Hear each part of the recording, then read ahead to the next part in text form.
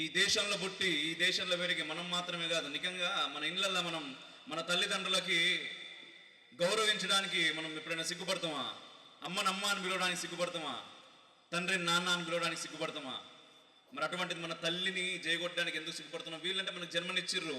ఆ తల్లి మనకు మాత్రమే కాదు మన తరాలకి జన్మనిచ్చింది, ఇస్తూనే ఉంది, ఇకపైన ఫ్యూచర్లో కూడా ఇస్తూనే ఉంటుంది. కాబట్టి ఆ తల్లికి మనస్ఫూర్తిగా 2 చేతుల పైకి ఒక్కసారి చేయకూడదాం. భారత్ మాతా కీ. బాగుంది. మరి తల్లి ఇంత ప్రశాంతంగా ఈరోజు మరి మూకాంబిక జాతరలో ఎన్టీఆర్ స్టేడియంలో ఇంతమందిని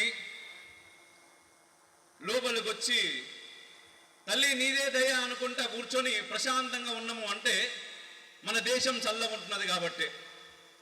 మరి మన దేశం ఇంత చల్లగా ఉండడానికి కారణం ఏంటిదయ్యా అంటే ఏందయ్యా? ధర్మం, సనాతన ధర్మం. సనాతన ధర్మకి తగ్గిపోయింది. మళ్ళీ ఎందుకో చెప్తా. ఇంతకుముందు గురువు గారు చెప్పిర్రు, దానికంటే ముందు ఒక 2 మాటలు చెప్పిన తర్వాత సనాతన క్షాత్రం అనేటటువంటి యొక్క అద్భుతమైనటువంటి కార్యక్రమం గురించి నాకు తెలిసిన ఒక 2 మాటలు చెప్తా. ఎందుకంటే దాదాపుగా చెప్పాల్సినవన్నీ ఈ స్టేజ్ పై నుంచి చెప్పడం జరిగింది. వినాల్సిన వాళ్ళు అన్నీ విన్నారు కూడా, అన్నీ వినేశారు. నాలాంటి వాడు వచ్చి చెప్పడానికి ఏమీ మిగులుండదు. ఎందుకంటే చివరిలో వచ్చాను కాబట్టి. ముందు వచ్చి ఉంటే ఏదో చెప్పేవాడినేమో, కానీ చెప్పే ప్రయత్నం చేస్తా. నేను నేర్చుకుంది ఈ స్టేజ్ ద్వారా ఖచ్చితంగా చెప్పే ప్రయత్నం చేస్తా. ముఖ్యంగా ఈ యొక్క అద్భుతమైనటువంటి కార్యక్రమాన్ని నిర్వహించిన సోదరులు అంటారు, నన్ను సోదరా అని పిలుస్తుంటారు చాలా ఆప్యాయంగా, శ్రీరామ్ గారు. వారు ఇంతకుముందు ఒక మాట మాట్లాడారు, అయ్యా మీకు ఎప్పటి నుంచి అండి నేను అని కాకుండా మనము మన గురించి బ్రతకాలి, మన గురించి చేయాలనే ఆలోచన వచ్చింది అంటే ముందు నుంచి ఉంది, కానీ కరోనా వచ్చిపోయిన తర్వాత ఇది ఎక్కువైంది సోదరా నాకు అన్నారు. కరోనా మానవాళికి, సమస్త మానవాళికి నేర్పిన పాఠం అదే. ఇంతకుముందు గురువు గారు చెప్పారు, ఎంతసేపు ఉంటామో మనకు తెలియదు, మనం ఉంటాం మన శరీరం గురించి మాట్లాడేది. అండ్ మేము ఫ్లైట్లో వస్తున్నప్పుడు వారు ఒక మాట అన్నారు నాతోటి, మనందరం కూడా నేను అని మాట్లాడుతూ ఉంటాం. నేను అది చేసినా, నేను ఇది చేసినా, నేను అదైతా, నేను ఇదైతా అంటూ ఉంటాం. కానీ నేను అని మాట్లాడేటటువంటి హక్కు కేవలం పరమాత్మ శ్రీకృష్ణుడికి మాత్రమే ఉన్నది. మనం అందరం కూడా మేము, మా అని మాట్లాడాలి అని. ఆ స్వార్థం మనకు ఉండాలి. స్వార్థం అంటే నేను కాదు, మేము. ఆ మేము అనేది ఎక్కడ రాకుండా అంటే సమస్త మానవాళి దాకుండాలి. అది చెప్పింది సనాతన ధర్మం.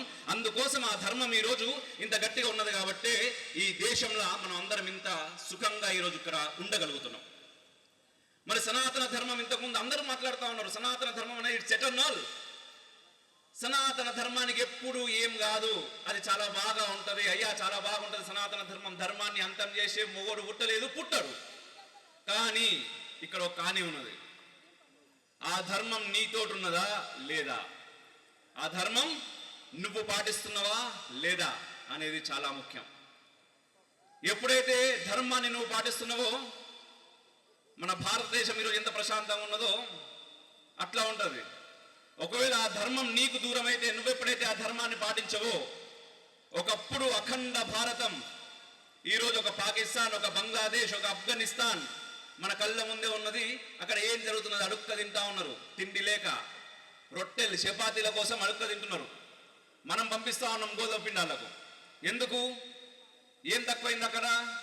మన ధర్మం దూరమై వేరే మతాలు ఎంటర్ అయినాయి, వేరే మతాలు ఆక్యుపై చేసినాయి. మరి ఈరోజు సనాతన ధర్మం ఎందుకు మరి మన దేశంలో చాలా ప్రశాంతంగా ఉన్నాం కదా అందరం. మరి సనాతన పక్కకు క్షాత్రాన్ని యాడ్ చేసిండు ఆయన, సనాతన క్షాత్రం అన్నారు. అయ్యా నా పేరు అమోఘ్ దేశపతి. మర్చిపోయినా ఈ విషయం చెప్పాలి, ఎందుకంటే చాలా మందికి నేను తెలియ. ఇక్కడ నాకు తెలుసు ఆ విషయం, చాలా మందికి నేను తెలియ. నా పేరు అమోఘ్ దేశపతి. నేను రిఫ్లెక్షన్ అనేటటువంటి ఒక మాధ్యమం ద్వారా దేశము ధర్మము గురించి నాకు తెలిసింది చెప్పే ప్రయత్నం చేస్తా. అది ఎందుకు నిలబడాలనో దానికోసం ఆరాట పడతా ఉంటాం గ్రౌండ్ లెవెల్లో కూడా, రిఫ్లెక్షన్ అనేటటువంటి ఛానల్ ద్వారా. అయితే ఇక్కడ కూడా చాలా అద్భుతంగా కలిసింది.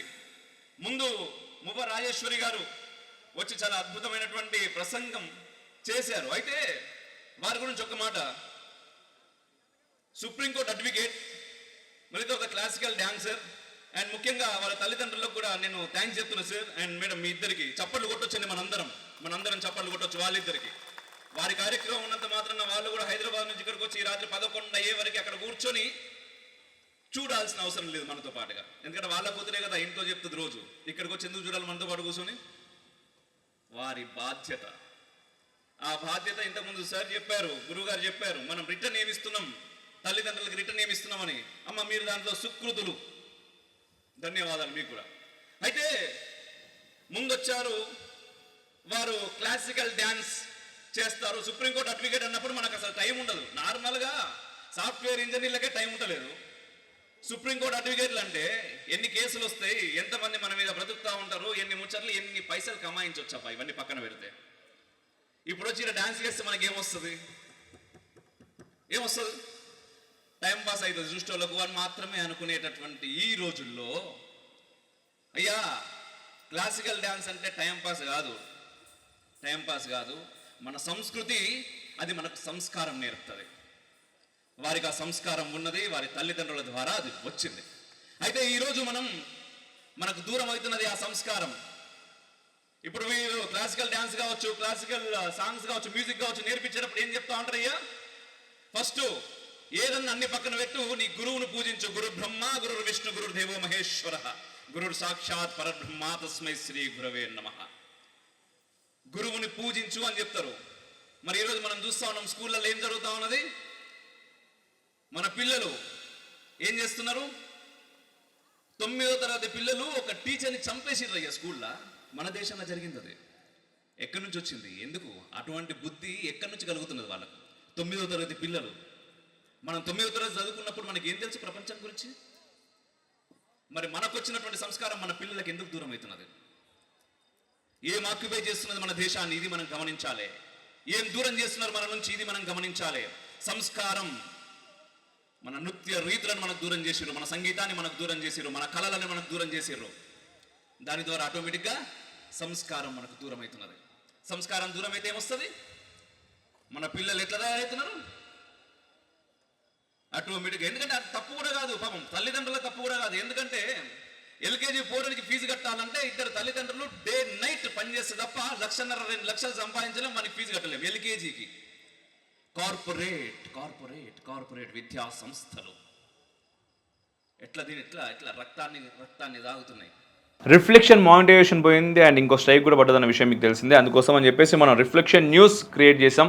At the same time reflection pro అని ఈ 2 ఛానల్స్ కూడా క్రియేట్ చేయడం జరిగింది.